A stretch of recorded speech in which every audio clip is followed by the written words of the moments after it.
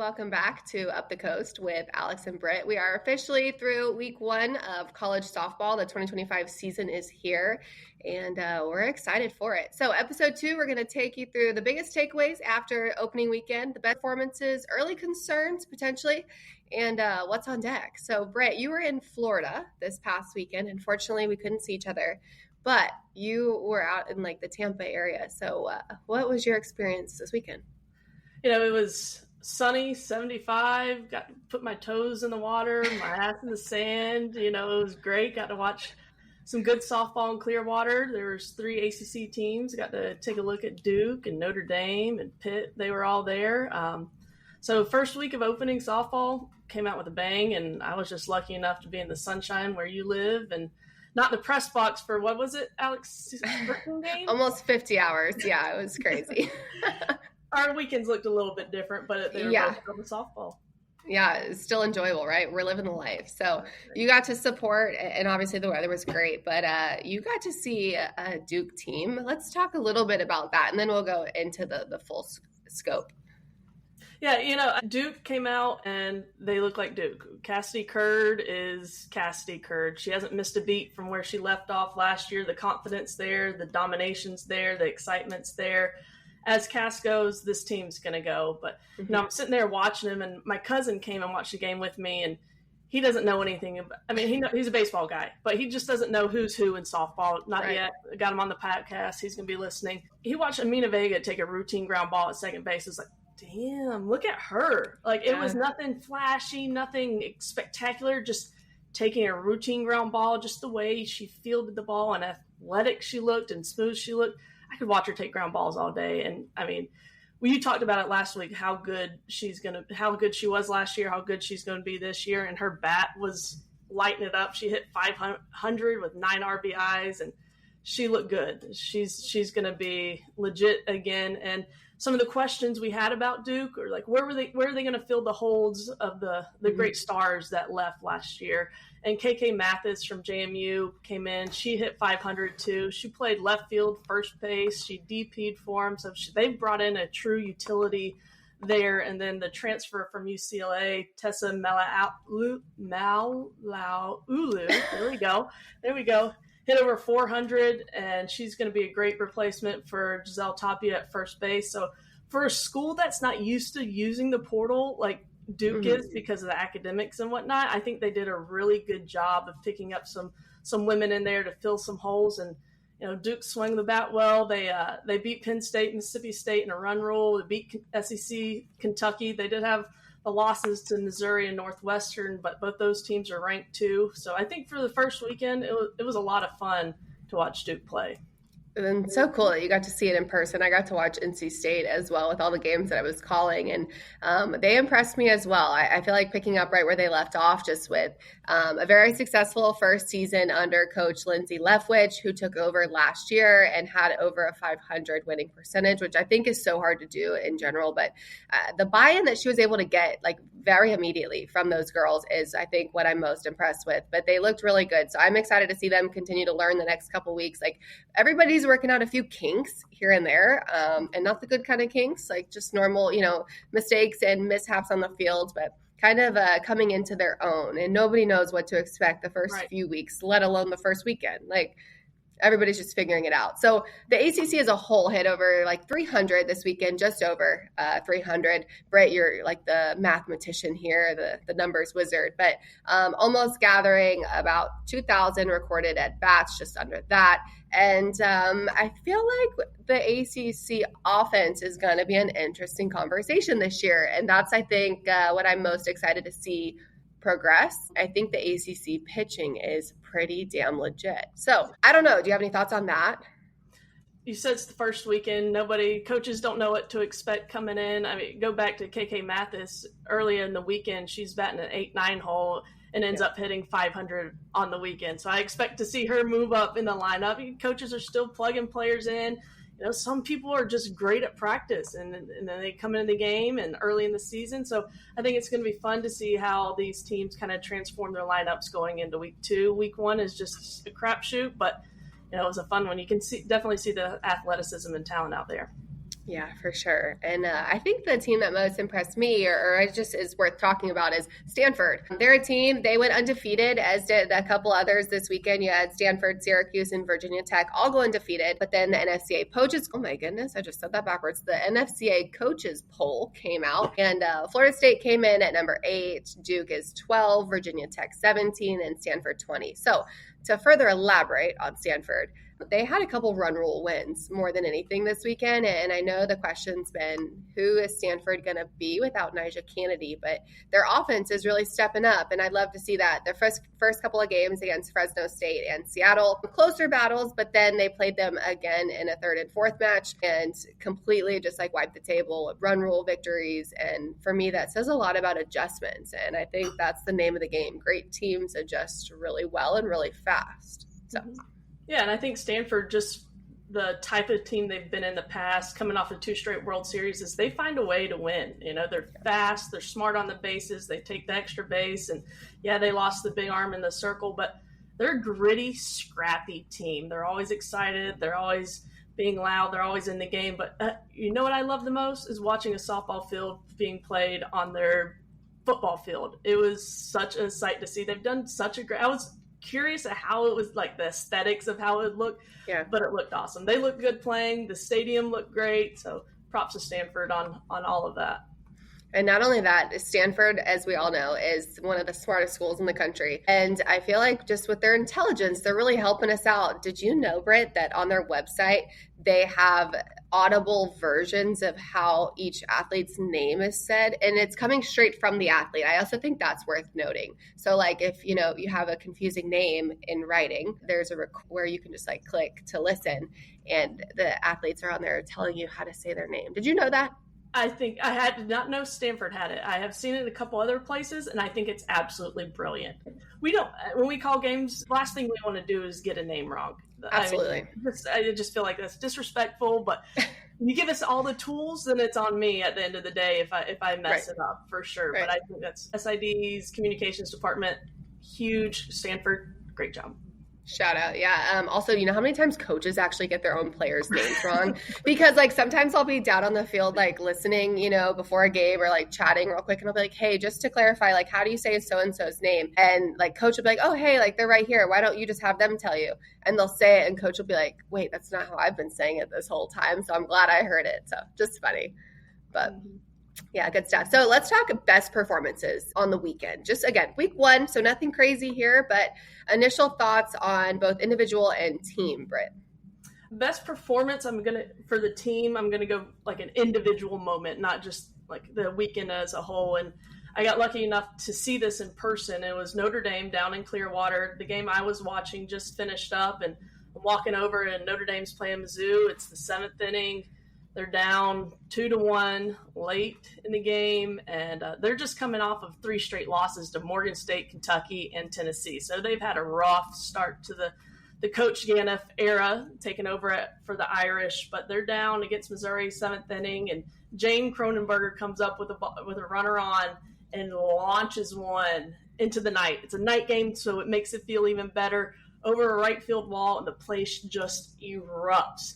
And Notre Dame's able to walk off a Missouri team that put a beating on Duke. So I think that was a huge moment for Notre Dame. They went on to win the rest of their games down in Clearwater. So sometimes it just takes that one big moment to get a team going, and being defeated off the first 3 games you played and still showing that fight and that grit to come back and get a big walk-off. I thought that was just so much fun and my favorite moment from a team this weekend. That's cool. That's good stuff. I love it. Everybody loves a good dramatic moment. I'm actually calling the Missouri game tonight. And so out here in Florida, because they were in Clearwater. So they're staying here and going to the other tournament in Clearwater this next weekend, the SPC Elite. And so, I'm excited. But on the coach's call, Coach Anderson was like, I wasn't so pleased with that one, but like it happened. So it's just funny. Yeah, that was great. And then for my individual performance, I'm going to go with Emma Lemley. She was outstanding. She threw her first career perfect game. She almost had a second career perfect game and gave up a bunt single in the top of the 7th. But her game against College of Charleston, perfect. No walks, no hits, no errors. It was beautiful. in the circle by Emma Lemley. And we've seen her kind of struggle her sophomore year, giving up a bunch of bombs, some control issues, but went back and watched her throw, Alex, and she's back. The Emma Lemley that we want to see and have expected to see, she's there. Her velocity's back, her confidence is there, and that rise ball is jumping fast and hard late. It looked great. She looked great. I'm so happy for her because you remember when she went through the leaping, that whole thing, and then, just the confidence and the mind game that she had to go through, and then they changed the rules. And so I am so happy for her. I think Virginia Tech is not getting a lot of chatter about them, but they should, because they did not give up an earned run this weekend. The only team in D1 not to give up an earned run, and they only had they gave up 4 walks to their 40 strikeouts, and their bats are there. We always talk about Virginia Tech bats. Their bats are there. They're hitting .432 as a team, 6 home runs, 50 runs scored, and their pitcher threw a perfect game and was 2 outs away from 2 perfect games on the weekend. So Emma Lemley, I tip my cap to you. I'm so excited for her. She looked amazing this weekend. That was my top individual performance. I like it. So what you're saying is the pitching of the ACC really is the talk of the town here. Yeah, it looks good. I don't know. Yeah, and I mean, you're married to a pitching legend, so I don't know. Is there any bias or what? Like, I know you're a hitter, so. My critique on pitching is definitely the bar has been raised from what I've learned from living in my house. So yeah, I'm jealous. The real deal from Emma Lemley this weekend. That's awesome. Okay, so I feel like my surprises are not surprises, but like individuals that surprise me and teams and stuff in a good way. The Florida State response to the Oklahoma State couple of games. They played them twice. First game was just a tough loss. They lost 6-9, and they threw 4 arms. And so a couple of errors on defense just didn't help. And again, anytime you're facing a really quality team like Oklahoma State is, you can't give them extra outs because then they just start to capitalize on opportunities, and it just kind of turns to shit sometimes. And that one obviously not going the way for Florida State. But fast forward, and then you get a game 2. A couple of good arms in the circle, a combination of Annabelle Widra and Jazzy Francic. Francic's only a freshman, Widra a senior coming in. Errorless defense that time, a 5-inning, 8-run rule shutout. And I think to me that response is like, nope, we're not okay with that. That's not who we are, and this is who we are. So like, let's show up, let's kind of regroup, make those adjustments like we talked about earlier, and let's take care of business. And I like that because that's a pretty veteran team in Florida State to be able to do that. Some young ones out there and a couple young ones trying to deal with what's it like in year 2, right? You have Issa Torres and obviously Jason E. Beecham kind of coming off really stellar freshman seasons. And you got Francic in the circle who's young, but they're surrounded by a lot of vets. So I feel like it's a really good combo. Yeah, and I think you mentioned Florida State coming back in game 2 and run rolling. That to me, that's typical Florida State, right? They are so well coached. They're so composed. They're not going to let one loss mess with them. They're going to go back, get things right, come back out and fight. And I think the most surprising thing to me, not surprising because we know Coach Lonnie is kind of the inventor of pitching by staff in softball, but going against a team that's made 5 straight World Series and threw 6 different arms at them, 6 different pitchers.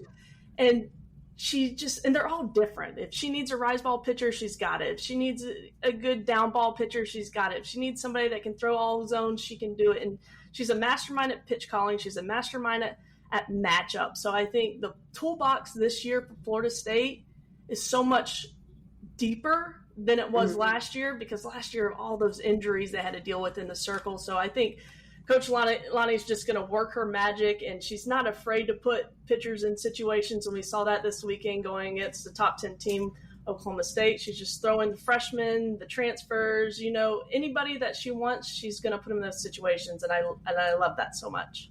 Yeah, and what a turn of events, too, for Florida State to come off a year like last year where pitching depth was the concern and was everybody's talk about Florida State, everybody's critique and question and everything else. And to come back and have that kind of staff rebuilt, I think is so cool. And a couple of shout outs to some individual players.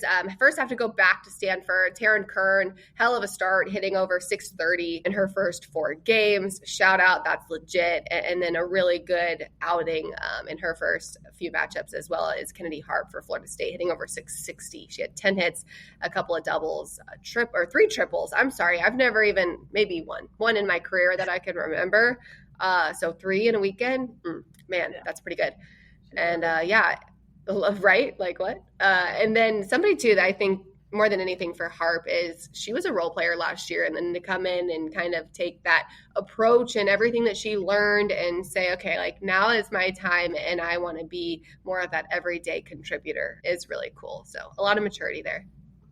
Yeah, she had to wait behind, was it Kaylee Harding, right? In center field? Kaylee Harding. Yeah. I mean, Kaylee Harding's clutch. She's a great ball player. It's so easy nowadays for especially a freshman to be like, you know what, I'm not playing, I'm not happy here, this sucks, my coaches don't know what they're doing, right? Then jump in that portal. But Kennedy Harp showing, hey, take that moment to learn from a great player, learn from the moments that you can see the game from a different angle. And she came out and she was ready to go, and she's making the most of it here early in this weekend. Hell of a weekend by Kennedy Harp.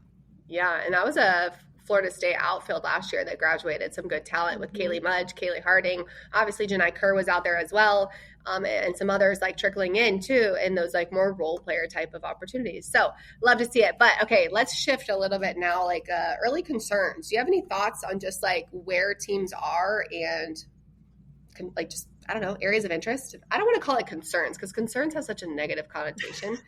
Well, but maybe just like.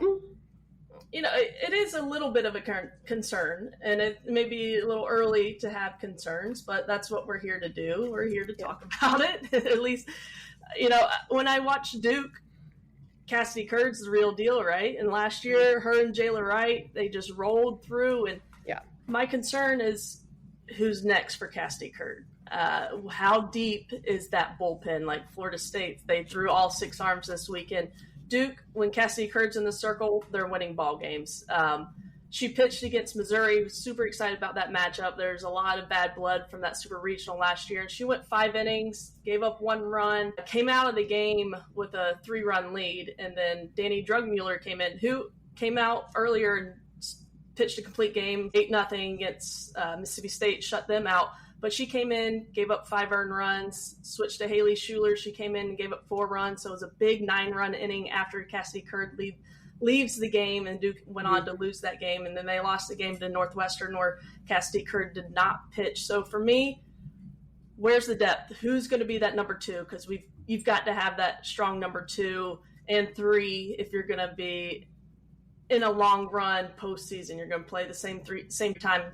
In super regionals, I just think the depth in the circle has got to grow a little bit for Duke, and where's that coming from? And Marissa Young, pitching coach, phenomenal coach, so I have no doubt that she's going to, work her magic. But just from week 1, that's my question mark there for Duke. Do you have any question marks? Is question marks a better? I like that. Yeah, it sounds a little kinder, right? Question marks. And everybody keep in mind, like the question marks are only because there's a lot of opportunity and there's a lot of expectation, which will lead right into my question mark, is both Florida State and Duke, both having the last several years a lot of success. Duke reaching the World Series for the first time last season, obviously behind some really great upperclassmen. Some of them are, and then Florida State, some of their players having a lot of success. 1, graduated a lot of talent as well. And then 2, a lot of their returners that had success are so young. And so does that reality and pressure of expectation affect performance? And